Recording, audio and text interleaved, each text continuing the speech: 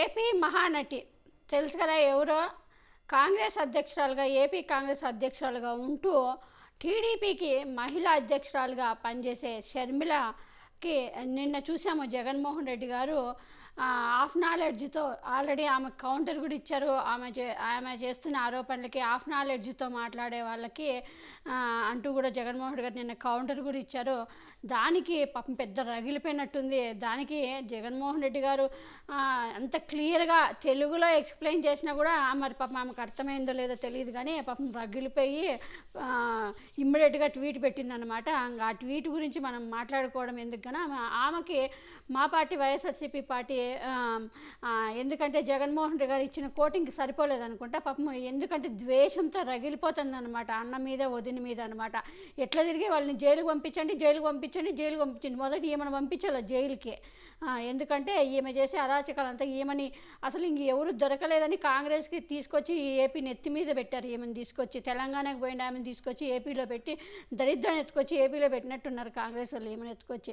ఇప్పుడు ఈమెకి మా వైఎస్ఆర్సీపీ పార్టీ ఫ్రైడ్ బ్రాండ్ మాజీ మంత్రి రోజా గారు బాగా స్ట్రాంగ్గానే కౌంటర్ ఇచ్చారు. ఆమె ఏమి ఇచ్చారో, రోజా గారు ఏం సమాధానం ఇచ్చారో చూద్దాం.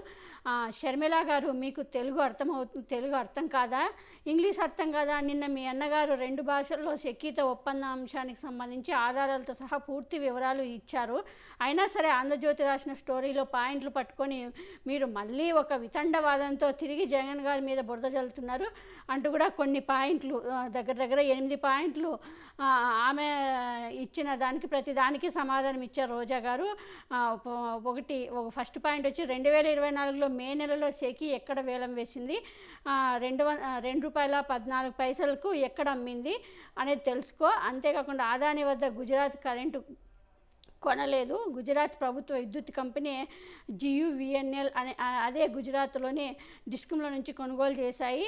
3 అదానితో ఒప్పందం చేసుకుంటామని రాష్ట్ర ప్రభుత్వం ఏమి పరుగులు తీయలేదు. 2021 సెప్టెంబర్ 15న కేంద్ర ప్రభుత్వ సంస్థ solar energy corporation of India SECI నుంచి ప్రభుత్వానికి లేఖ వచ్చింది. రైతులకు ఉచిత విద్యుత్ కోసం ప్రభుత్వం చేస్తున్న కృషిని అభినందిస్తూ మనకు అంతకు ముందు టెండర్లో వచ్చిన అత్యల్ప ఆఫర్ అంటే ₹2.49కే తమ మార్జిన్తో సహా విద్యుత్ సరఫరా చేస్తామని సెకీ ఆ లేఖలో వెల్లడించిన విషయం మీకు తెలియదా, నిద్రపోతున్నావా అంటూ కూడా రోజా గారు ప్రశ్నించారు. 4వ పాయింట్, గుజరాత్లో కానీ రాజస్థాన్లో కానీ సోలార్ పవర్ ₹1.99 కానీ ₹2.10 కానీ వచ్చినా అది మన రాష్ట్రానికి ట్రాన్స్పోర్ట్ చేసేసరికి ఇంటర్ స్టేట్ ట్రాన్స్మిషన్ ఛార్జ్ మరో ₹1.98 పడుతుంది. అప్పుడు యూనిట్ ధర డబల్ అవుతుంది.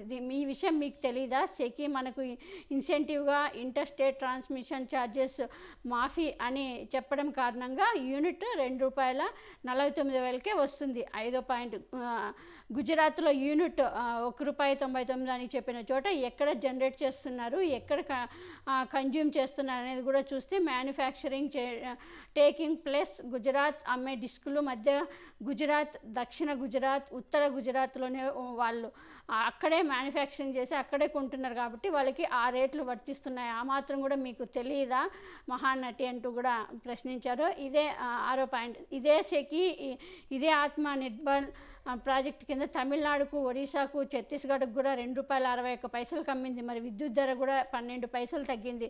వాస్తవాలను దాచి మీరు ఎవరి మెప్పు కోసం మాట్లాడుతున్నారంటూ కూడా మాజీ మంత్రి రోజా గారు ప్రశ్నించారు. 7వ క్వశ్చన్, చంద్రబాబు గారి హయాంలో సౌర విద్యుత్పై చేసుకున్న ఒప్పందాలు చూస్తే కళ్ళు తిరుగుతాయి. పవన్ విద్యుత్ PPAలు చూస్తే 2014-19 మధ్య 3,494 మెగావాట్లకు సంబంధించి 133 PPAలు చేసుకున్నారు. ₹4.84 నుంచి ₹4.83 వరకు. 2014లో మాత్రం ₹4.70 వచ్చింది. సోలార్కి సంబంధించి 2,500 మెగావాట్లకు ఆయన PPAలు చేసుకున్నారు. 2014లో 650 మెగావాట్ల సగటున ₹6.49 కొనుగోలుకి చంద్రబాబు నాయుడు ఒప్పందం చేసుకున్నారు. 2015లో ₹5.96కు మరో 2,500 మెగావాట్లకు ఒప్పందం. 2016లో ₹680కి, ₹5.99కి, ₹4.61కి, ₹4.50కి కొనుగోలు చేశారు. సోలార్ ఎనర్జీని యావరేజ్గా రూ. 5.90కి కొనుగోలు చేశారు. మరి మా ప్రభుత్వం యూనిట్ రూ. 2.49 కొంటే అది పెద్ద తప్ప? ఇది అంత పెద్ద నేరమా? చంద్రబాబు యూనిట్ రూ. 5.49 కొంటే మంచివాడు, జగన్మోహన్ రెడ్డి గారు రూ. 2.49 కొంటే చెడ్డవాడా? ఇదెక్కటి న్యాయం అంటూ కూడా మంత్రి రోజా గారు ప్రశ్నించారు. చిట్ట చివరి క్వశ్చన్, మీరు చేస్తున్న రాజకీయాలు, మీరు చేస్తున్న వాదనలు, మీరు చేస్తున్న ఎత్తుగడలు, మీరు చేస్తున్న విమర్శలు, వీటన్నింటి లక్ష్యం జగన్ గారే. మీరు కోరుకుంటున్నది ఆయన పతనము. మీరు ఎన్ని కోరుకున్నా జగన్ గారికి ప్రజలు అండగా ఉన్నారు. మీరు పీకేది ఏమీ లేదు, మేము తగ్గేది లేదు.